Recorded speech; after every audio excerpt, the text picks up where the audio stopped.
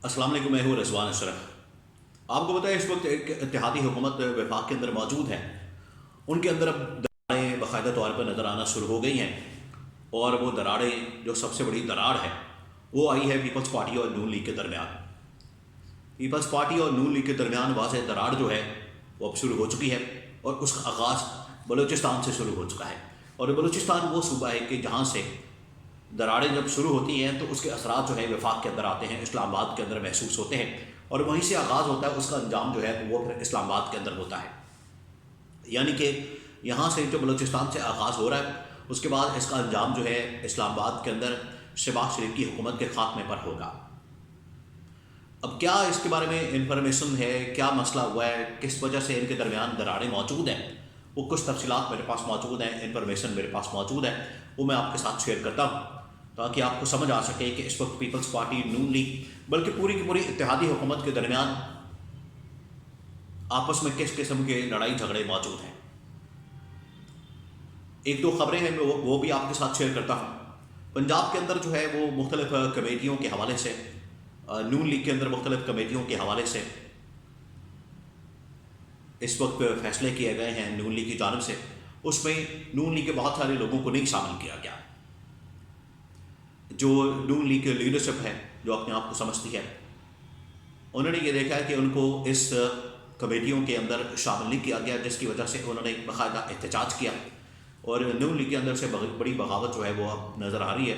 नून league के अंदर से बड़ी बगावत सामने आ सकती है, जिसके अंदर जो टॉप लीडरशिप है, और आपको बताएं कि ये जो बगावत है ये पिछले 2 सालों से नज़र आ रही है। जब से नून लीग ने इमरान खान की हुकूमत का तख्ता उल्टा, इमरान खान की हुकूमत को घर भेजा, उसके बाद से ये बगावत नज़र आ रही है, जिसमें शाहिद खान नवासी है, मिफ्ता इस्माइल है, मोहम्मद ज़ुबैर है। ये वो तमाम लोग हैं जो कि नून लीग की जानब से और नून लीग की लीडरशिप की जानब से डसे गए हैं।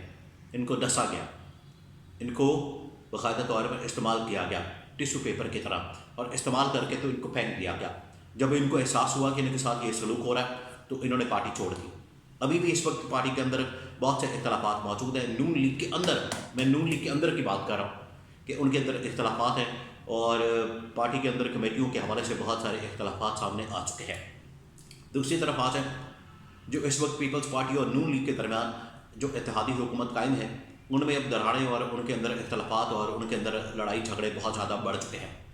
उसका आगाज़ बलूचिस्तान से हुआ। इसकी एक पूरी बैकग्राउंड है।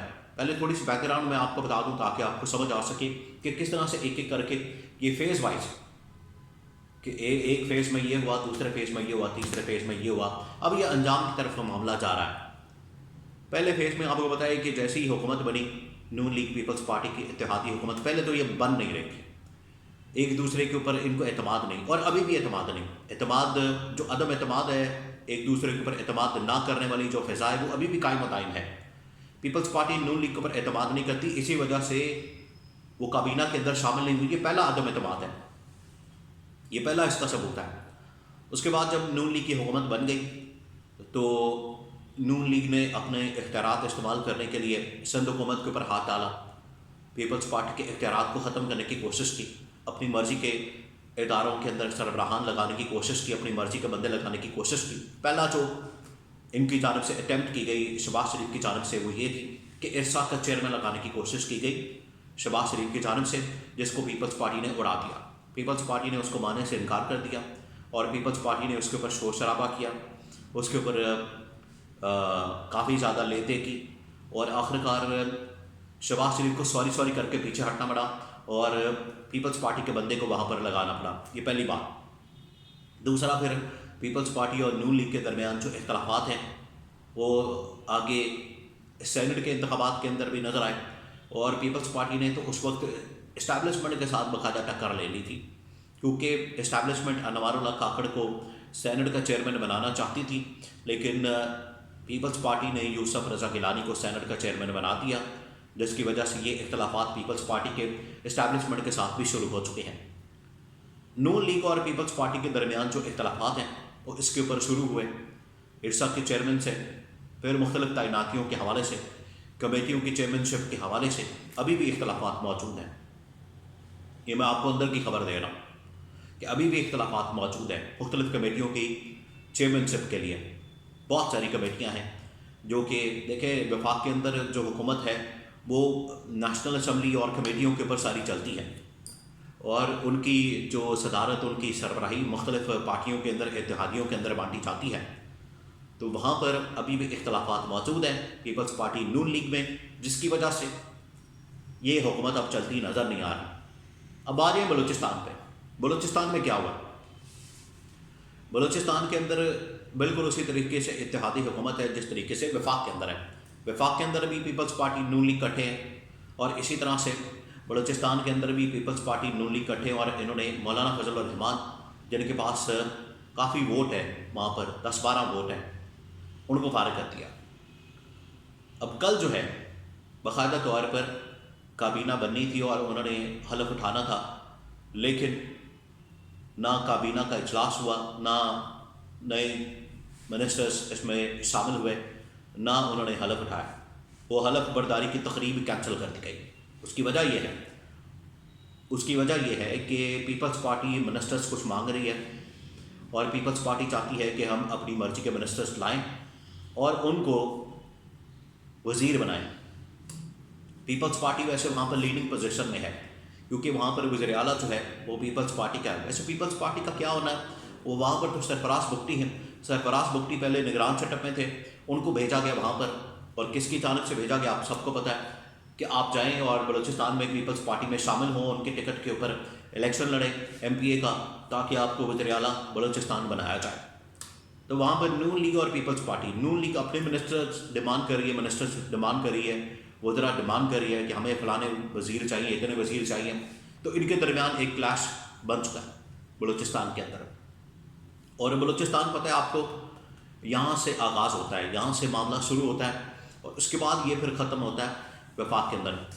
تو بلوچستان کے اندر جو اس وقت صورتحال پیدا ہو چکی ہے، یہ کلیش پیپلز پارٹی نون لیگ کے درمیان شروع ہو چکا ہے۔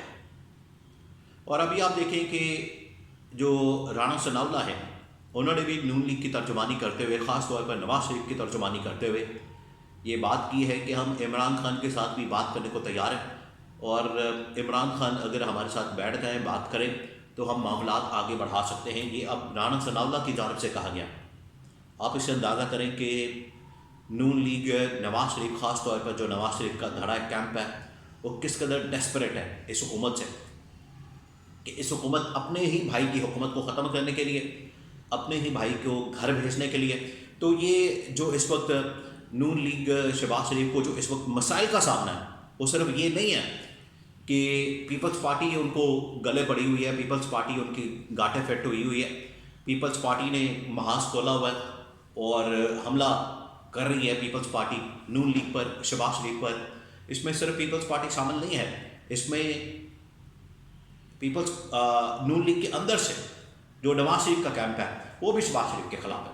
وہ شہباز شریف کے اوپر اعتماد نہیں کرتا، ان کو پتہ ہے کہ شہباز شریف اعتماد والا آدمی نہیں ہے، شہباز شریف کے اوپر اعتماد نہیں کیا جا سکتا۔ شہباز شریف اس قابل آدمی نہیں ہے کہ پرفارمنس دے سکے، کارکردگی دکھا سکے، حکومت چلا سکے۔ اور وہاں پر جو بیٹھ گیا ہے، اس نے نواز شریف کو فارغ کیا ہے، نواز شریف کے خلاف سازش کی ہے۔ اس وجہ سے رانا ثناء اللہ نے یہ آپشن نکالی ہے کہ اگر عمران خان کے ساتھ بیٹھ کر اس حکومت کی چھٹی کرائی جا سکتی ہے، تو ہم عمران خان کے ساتھ بیٹھنے کو تیار ہیں۔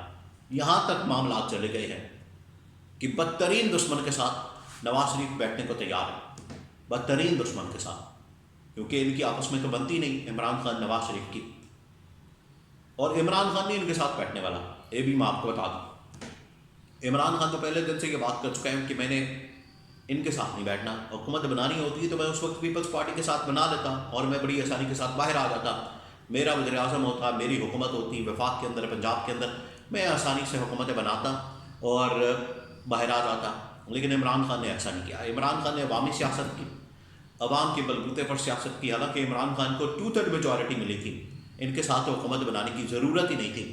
اس کے باوجود عمران خان کی سیٹیں کم کی گئیں، پھر بھی آپشن موجود تھی عمران خان کے پاس، اتنی سیٹیں کم کی گئی کہ مزید کم نہیں ہو سکتی تھی، اتنا دھاندلا پھیرا گیا کہ مزید نہیں ہو سکتا تھا۔ اس کے باوجود عمران خان نے کہا کہ میں نے عوام کی سیاست کرنی ہے، عوام کے بلبوتے پر سیاست کرنی ہے، میں نے ان کے ساتھ نہیں بیٹھنا، ان کے ساتھ بیٹھنا اپنی سیاست ختم کرنے کے برابر ہے۔